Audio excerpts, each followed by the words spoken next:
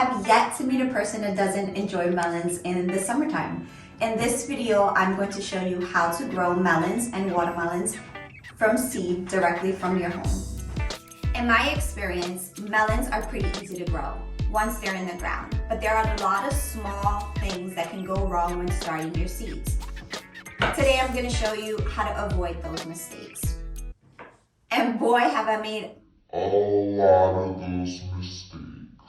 But trust me, once you successfully grow and plant your first set of seedlings, there's going to be no stopping you.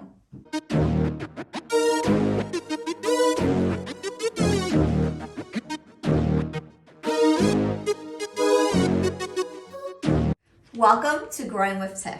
Today we look at how to start from seed this petite melon.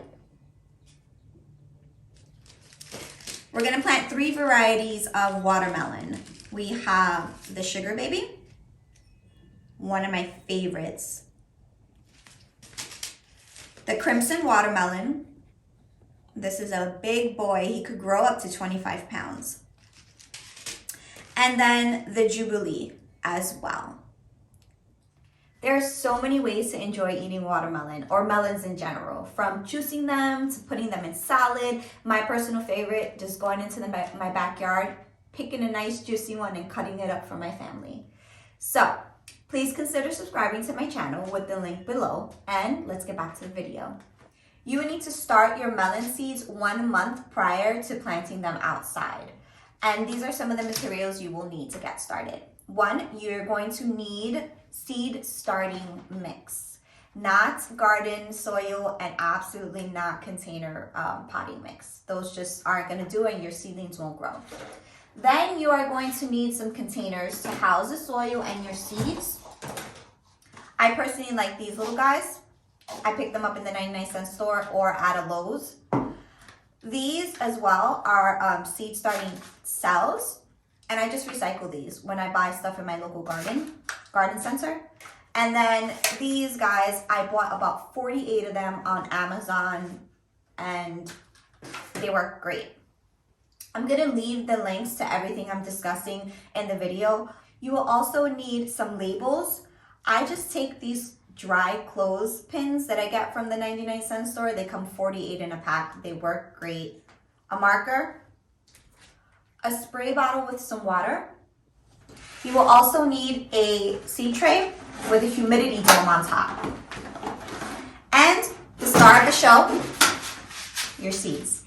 And folks, you absolutely do not need to go out and purchase any of these trays or the humidity dome. You can easily upcycle any of your household items. You can use a Dixie cup with saran wrap over the top of it to keep the humidity in. You can use egg containers. Anything that's food safe and can withstand a little bit of heat will do just fine. And also there are 2 other items that you will need. I'll share that closer to the end of the video because they're the final steps. But again, you don't need that. For me, I'm in zone 7. We're really cold, so I do need a warm place to house my seedlings in order for them to germinate. And I just don't have that, so I have to create that heat at home. So you're gonna mix your soil, put a little bit in here, with some water until it becomes damp, kind of like wet sand. We're doing this so we make sure that the soil absorbs as much water as possible before going into the pots that we're gonna house our seeds in. The reason I do this is because I found out in the past that I would fill up my seed pots with dry soil and then try to wet it over the top. And what would happen is the bottom would be dry to the bone and the top of the seed container would be the only part that was moist. And I lost a few of my seedlings because of it.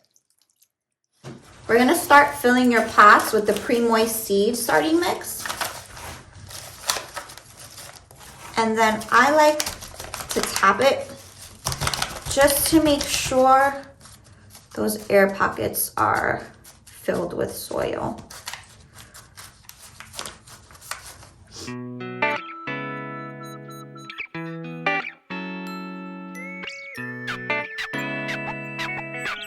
Now that we filled our containers with pre-moistened soil, we are going to add 2 to 3 seeds in each pot, 1/4 inch down.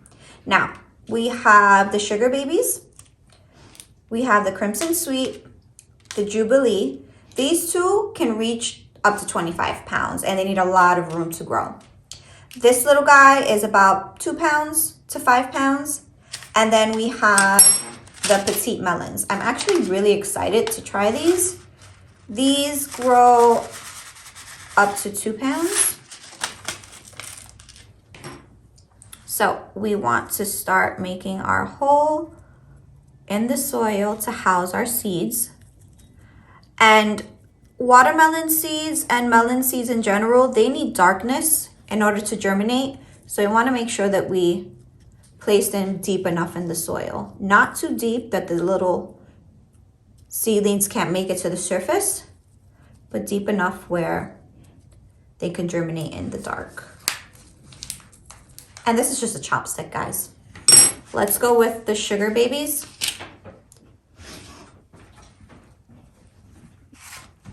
Our Jubilees. Our crimsons.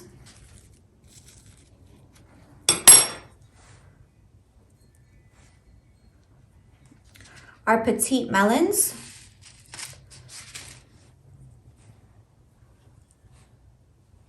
Now we want to gently cover them with soil. Let's get this twig. Really don't want anything to obstruct the seed from popping out of the soil. You want to label them. Now that we have all of our seeds sown into your trays and labeled, we want to spray the top.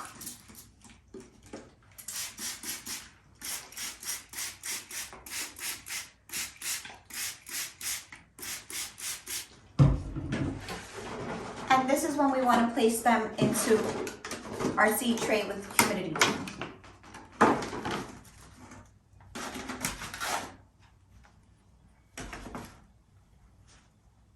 I'm so very excited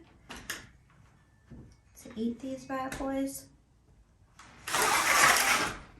We have them in our tray. I like to bottom water my plants. I just put a little bit of water in the tray, let them absorb it, then I will throw the excess water out. The key here is once you put your humidity dome on, you want to keep these warm and moist. So you place them in the warmest part of your home, dark and warm. I personally don't have that. I have a dark area, but it's cold in my basement. So I have to purchase 2 additional items, which is a heating pad. I bought these from Amazon. I'll leave a link below. They come 2 in a pack. I think it was no more than $25. I placed my seed tray on the heating pad. It helps with speeding up the germination process. Once I start seeing those seeds germinate and the plant pop out from the soil, I will take the humidity dome off immediately. I don't want any mold to grow on your seedlings, and if you keep this on too long, that will happen. My second additional item that I had to purchase, because I don't have a sunny window that gets 6 to 8 hours of direct sun a day, I had to purchase these grow lights. And I clipped these on the top of the little structure I have in my basement. If I can insert a little clip of my setup, I will. After you take your humidity dome off, you want to put these under the grow lights until they are ready to plant outside. Keep them moist and do not overwater them. Once these little guys start poking their head out, you will take them underneath the grow light or in the sunniest part of your home. And the key here is once they get their 2 true set of first leaves, they're ready to be planted outdoors. Here's an example of what two true set of leaves are. These will be ready to be planted out in the garden shortly. Now, before we take them outdoors, we want to do a process called the hardening off process.